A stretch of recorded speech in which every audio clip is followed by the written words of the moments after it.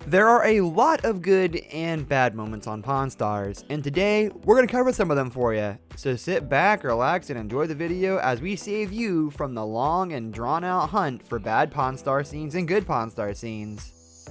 The first best scene we have is where the gang fixes up the old man's car. In one of the most iconic moments from the first season, Rick, Big Hoss, and Chumlee all work together to pull a fast one on the old man.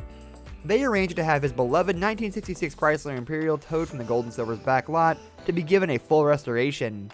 There's a twist. They do so in secret, so when the old man comes into the store asking where his car is, Rick tells his father that they finally sold the thing. Corey chimes in with some supporting details, saying they sold it for $1,000.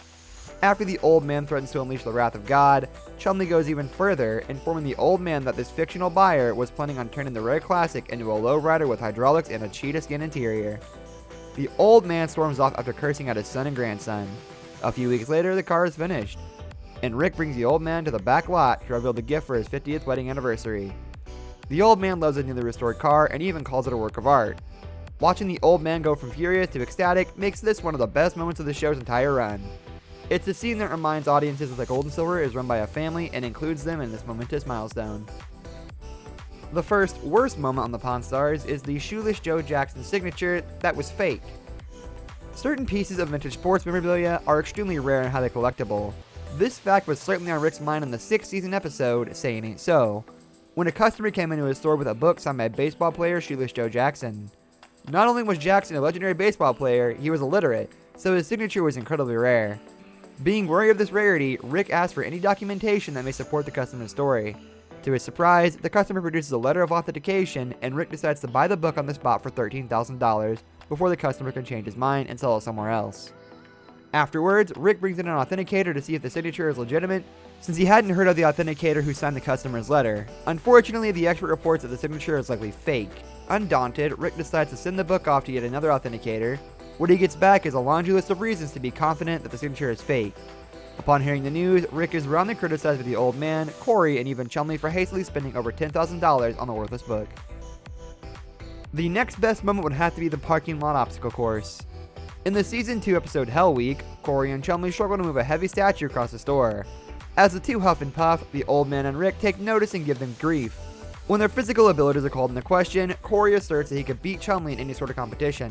By the end of the day, Corey would get to test that claim. Rick challenges Corey and Chumlee to compete in an obstacle course with the stipulation that the loser will have to buy lunch for a week. The obstacle course consists of a tire stepping station, a jumping jack station, and a rope station. Rick jokes that while he's excited to see the two compete, he hopes that neither one keels over from exertion. The old man chimes in, saying that watching the two complete the obstacle course would be like watching a grizzly bear trying to ice skate. In the end, Corey ends up winning, but after the duo's clumsy performance, neither managed to impress Rick or the old man. The next and last worst moment is where the customer reacts, "My wife is gonna kill me." In the first season episode Time Machines, a man brings in a flintlock pistol he had bought at a gun show. Seeing the potential for an interesting piece of history in his store, Corey calls in an expert in vintage firearms to appraise the value of the gun.